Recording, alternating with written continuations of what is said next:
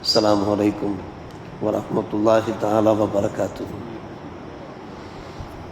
أعوذ بالله من الشيطان الرجيم. بسم الله الرحمن الرحيم. ألم تر كيف ضرب الله مثلا كلمة طيبة كشجرة طيبة أصلها ثابت وفروعها في السماء تؤتي أكلها كل حين بإذن ربها ويضرب الله الأمثال للناس لعلهم يتذكرون. آمنا بالله صدق الله مولانا العلي العظيم. மனமிக்க ஒரு சொற்கோவைக்கு அல்லாஹ் ஒரு அழகான உதாரணத்தை விளக்கி இருக்கிறான் என்பதை நீ பார்க்கவில்லையா? அந்த மனமிக்க களிமா இருக்கிறதே, மனமிக்க ஒரு மரத்தை போன்றிருக்கிறது. அதனுடைய வேர் பூமியின் ஆழத்தில் பதிந்திருக்கிறது. அதனுடைய கிளைகளோ வானளாவிய முறையிலே இருக்கிறது. அது தன்னுடைய கனிகளை தன்னுடைய ரப்பின் உத்தரவு பேரில் ஒவ்வொரு காலகட்டத்திலையும் வழங்கியவாறு இருக்கிறது. அல்லாஹ் மக்களுக்கு இது போன்ற உதாரணங்களை எடுத்துரைக்கிற காரணம் மக்கள் நல்லுணர்ச்சி பெறுவதற்காக. லஅல்லஹும் யத்ததக்கரூன் என்று அல்லாஹ் சூரா இப்ராஹிமிலே 25ஆம் வசனமாக பதிவு செய்திருக்கிறான். கலிமா தொய்யிபா. நாம் பாடகர் பாடத்தில் அவ்வல் கலிமா தொய்யிப் என்று நாம் ஓதுகிறோமே, லா இலாஹ இல்லல்லாஹ் முஹம்மது ரசூலுல்லாஹ். அதைத்தான் அல்லாஹ் ரப்புல் ஆலமீன் இங்கே கலிமா தொய்யிபா என்று சொல்லுகிறான். அது அவள் அருமையான ஒரு வாக்காக இருக்கிறது. அவ்வல் கலிமா தொய்யிப் லா இலாஹ இல்லல்லாஹ் என்பது. அந்த கலிமாவுக்கு அல்லாஹ் ரப்புல் ஆலமீன் எடுத்துரைக்கிற உதாரணம் என்னவென்றால் மனமிக்க மரம்.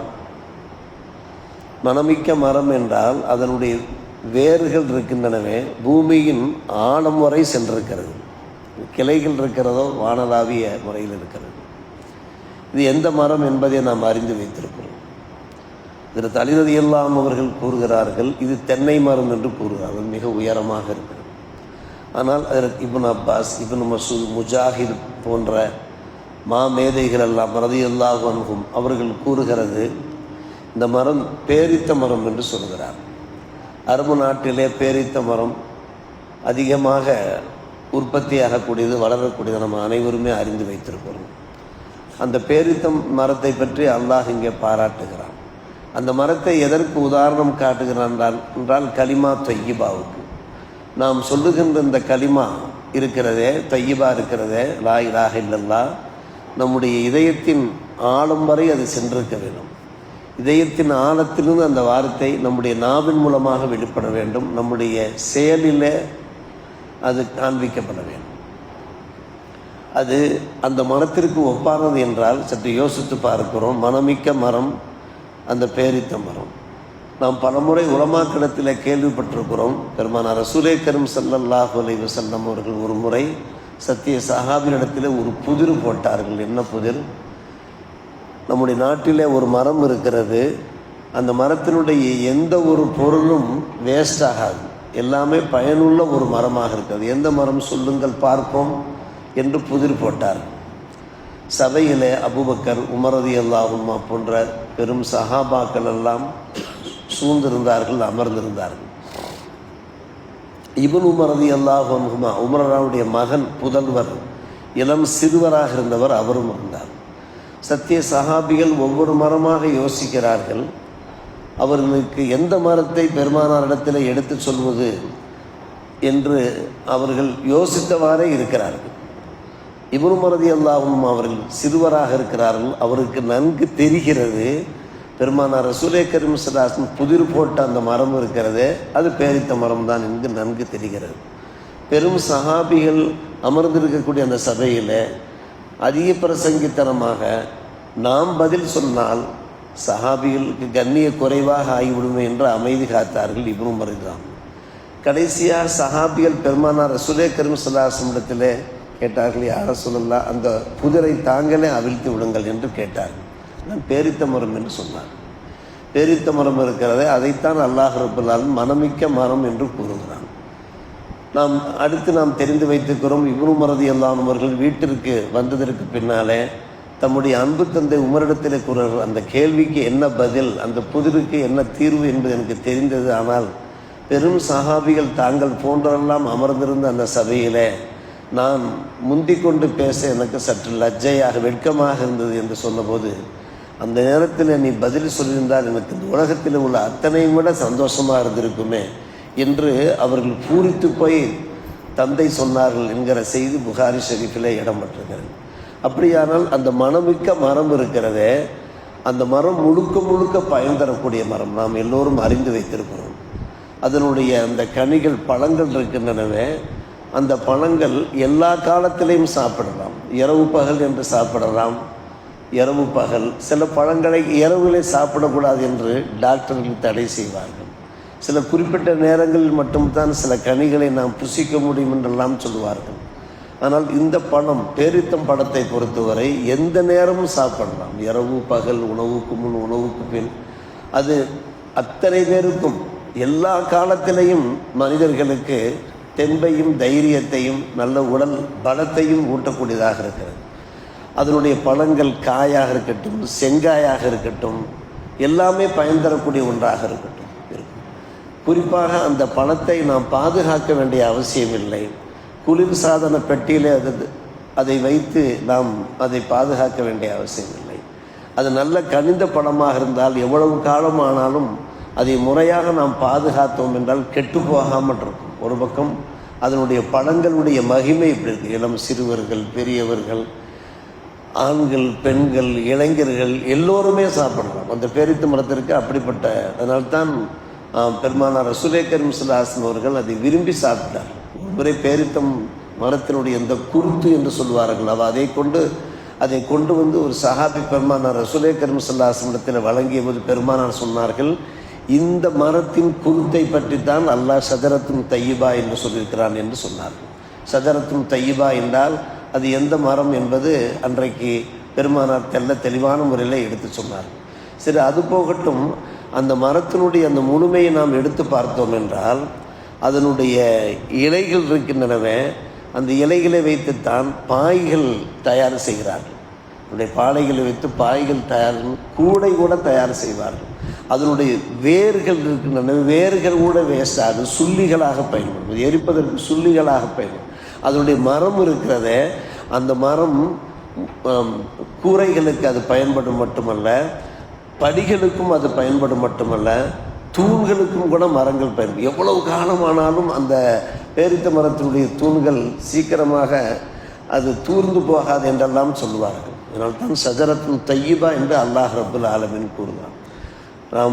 நம்முடைய நாட்டிலையும் இருக்கிறது பேரித்த மரங்களை நாம் பார்க்கிறோம். அதே சமயத்தில் அரபு நாட்டிலே விளைகின்ற அந்த பேரித்த மரங்கள் இருக்கிறதே, அப்படிப்பட்ட ஒரு மகிமை மிக்கதாக இருக்கிறது. இந்த மரத்தை அல்லாஹ் எதற்கு ஒப்பிடுகிறான் என்றால், நாம் சொல்கின்ற அந்த களிமா, அவ்வல் களிமா தொய்யிப் லா இலாஹ இல்லல்லாஹ், நம்முடைய பிள்ளைகள் எல்லாம் சொல்கிறார்கள் அல்லவா, அந்த களிமாவுக்கு அல்லாஹ் ஒப்பிடுகிறான் என்றால், இந்த களிமா இருக்கிறது ஒவ்வொரு மூமினும், ஒவ்வொரு இறை விசுவாசி, ஒவ்வொரு நம்பிக்கையாளனுடைய இதயத்திலே அது ஆழமாக பதிந்திருக்கிறது. அசலுஹா சாபித்துன் ஃபருஹா பிஸ்ஸமா. மட்டுமல்லாமல் அந்த மூமின் இருக்கிறாரே, அவர் வெறுமன் நம்பிக்கை மட்டும் கொண்டிருக்க மாட்டார், அதன் மூலமாக அவர் அமல் செய்யக்கூடியவராகவும் இருப்பார். இதயத்திலே அது ஆழமாக பதிந்திருக்கும். மட்டுமல்லாமல் நாவிலே அது வெளிப்பட்டு கொண்டிருக்கும். எந்த நேரத்தில் ஜனாசாவை வைத்திருப்பார்கள். அருமை சகோதரர்களே, ஜனாசா தொழுகையில் நாம் கலந்து கொள்கிறோம். ஜனாசா முன்னிருக்க நாம் பின்னால் பேசி கொண்டிருக்கக்கூடாது, பின்னால் வேறு எதையும் நாம் சிந்தித்து கொண்டிருக்கக்கூடாது. லா இலாஹ இல்லல்லாஹ் என்று சொல்லிக்கொண்டே இருக்க வேண்டும். லா இலாஹ இல்லல்லாஹ் நாம் சொல்லிக்கொண்டே இருந்தோம் என்றால் நம்முடைய இறுதி தருவாய் நன்கு அமையும். நம்முடைய இறுதி தருவாயிலும் நாம் லா இலாஹ இல்லல்லாஹ் என்கிற கலிமாவுடனேயே நம்முடைய உயிர் பிரிவதற்கு வாய்ப்பு இருக்கிறது. அதனால்தான் நாம் என்ன செய்ய வேண்டும், ஜனாசா தொழுகையிலே கலந்து கொள்கிற போது நாம் கை கட்டி அஷ்ஹது அல்லா இலாஹ இல்லல்லாஹ், அஷ்ஹது அன்ன முஹம்மது ரசூல், இந்த ஷஹாதத்துக்கும் ஷஜரத்துக்கும் அல்லாஹ் ரப்பல் ஒப்பிடு காட்டுகிறான் பாருங்கள்.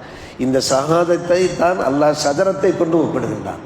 லா இலாஹ இல்லல்லாஹ் என்கிற கலிமா ஷஜரத் என்றால் அந்த மனமிக்க ஒரு ஹதீஸில் தெளிவான ஒரு நிறைய விஷயங்கள் இருக்கின்றன, தெளிவாக வருகிறது. மறுமை நாளில் துலாக்கோல் இருக்கிறது அல்லவா, துலாக்கோல் என்றால் மீசான் தராஸ். அந்த மீசான் தராசில் தஹ்லீல் என்று சொல்லக்கூடிய லா இலாஹ இல்லல்லாஹ் என்கிற கலிமா அதனுடைய பாதியை நிரப்பி விடுமாம். அடுத்து தஹ்மீத் அல்ஹம்துலில்லாஹ் என்கிற அந்த வார்த்தை நாம் எடுத்ததற்கெல்லாம் அல்ஹம்துலில்லாஹ், நமக்கு சோதனை வந்தாலும் அல்ஹம்துலில்லாஹ், நமக்கு ஏதாவது பயன்கள் கிடைத்தாலும் லாபங்கள் கிடைத்தாலும் அனுகூலமான சம்பவங்கள் நிகழ்ந்தாலும் கூட அல்ஹம்துலில்லாஹ். இந்த அல்ஹம்துலில்லாஹ் இருக்கிறதே மறுமை நாள் உள்ள அந்த துலாக்கோல் இருக்கிறது அல்லவா, துலாக்குல் மீசான் தராஸ், அந்த மீசான் தராஸில் மீதி பாதியை நிரப்பி விடுமா. தஹ்லீல் அந்த மீசான் தராசினுடைய பாதியை நிரப்புகிறது. தஹ்மீத் என்றால் அல்ஹம்துலில்லாஹ், இது மீதி பாதியை நேராக நாம் சொர்க்கத்திற்கு செல்ல வேண்டியதுதான், நேராக நாம் சொர்க்கத்திற்கு செல்ல வேண்டியதுதான். எனவே அன்பு சகோதரர், அந்த மரத்திற்கும் நாம் சொல்கின்ற கலிமாவுக்கும் நிறைய தொடர்பு இருக்கிறது. மரத்தினுடைய வேர்கள் அதனுடைய அம்சங்களாக இருக்கிறது, அதனுடைய அடிப்பகுதி அது மற்றொரு அம்சமாக இருக்கிறது. அடிப்பகுதி ஸ்ட்ராங்காக இருக்க வேண்டும் அல்லவா, நம்முடைய பாதம் ஸ்ட்ராங்காக இருந்தால் மட்டும் போதாது, நம்முடைய கால் ஸ்ட்ராங்காக இருக்க வேண்டும். எனவே அதனுடைய அடிப்பகுதி ஸ்ட்ராங்காக இருக்கிறது, அதனுடைய இலைகள் பறந்து விரிந்திருக்கும். இந்த 3 அம்சங்களும் ஒவ்வொரு மூமினிடத்திலையும் இருக்க வேண்டும். எப்படி இருக்க வேண்டும்? உள்ளத்திலே கலிமா இருக்க வேண்டும், உதட்டிலே கலிமா வெளிப்பட வேண்டும், வாழ்க்கையிலே கலிமா பின்பற்றப்பட வேண்டும். இதையெல்லாம் உணர்த்தும் முகமாகத்தான் அல்லாஹ் ரப்பர் இந்த வசனத்திலே சொல்லுகிறான். அல்லாஹ் அந்த மனமிக்க கலிமாவிற்கு மனமிக்க மரத்தை உதாரணம் காட்டுவதை நீங்கள் சிந்தித்து பார்த்தீர்களா? அல்லாஹ் கேட்கிறான். அந்த மரத்தினுடைய அடிபாகம் இருக்கிறதே, பூமியின் ஆழத்தில் இருக்கிறது, அதனுடைய அமல்கள் இருக்கிறதே, அதனுடைய கிளைகள் இருக்கிறது, விண்ணிலே வானலாவிய முறையில் இருக்கிறது. சூரத்துல் ஃபாத்திரை தாங்கள் திறந்து பாருங்கள், ஒரு அருமையான வாசம். இலைஹி யஸ்அதுல் கலிமு தய்யிபு வல் அமலு யர்ஃபுஹு. அல்லாஹ் பக்கம் நாம் எப்போதெல்லாம் லா இலாஹ இல்லல்லாஹ்ங்கிற கலிமாவை சொல்கிறோமோ அது உடனே அல்லாஹ் பக்கம் உயர்ந்து செல்கிறது. இலைஹி யஸ்அது அல் கலிமு தய்யிபு வல் அமலு யர்ஃபுஹு.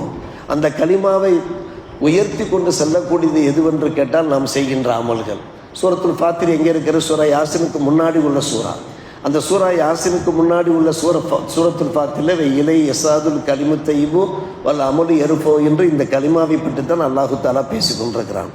எனவே அது எப்படி முழுக்க முழுக்க பயன் தரக்கூடியதாக இருக்கிறதோ, ஒரு மூமின் சமுதாயத்திற்கு முழுக்க முழுக்க பயன் தரக்கூடியவனாக இருப்பான் என்பதெல்லாம் அதிகப்படியான விளக்கம். அன்பு சகோதரர்களே, அல்லாஹ் இது போன்ற உதாரணங்களை நமக்கு எடுத்துரைக்க காரணம், நாம் இதன் மூலமாக நல்லுணர்ச்சி பெறுவதற்காக என்று சொல்லுகின்ற இந்த வல்ல அல்லாஹுடைய உபதேசத்தை நாம் வாழ்க்கையிலே கடைபிடிப்போம். அல்லாஹ் நல்லூர் புரிவானாக. வாஹிதாவான இருக்கிறார்கள்.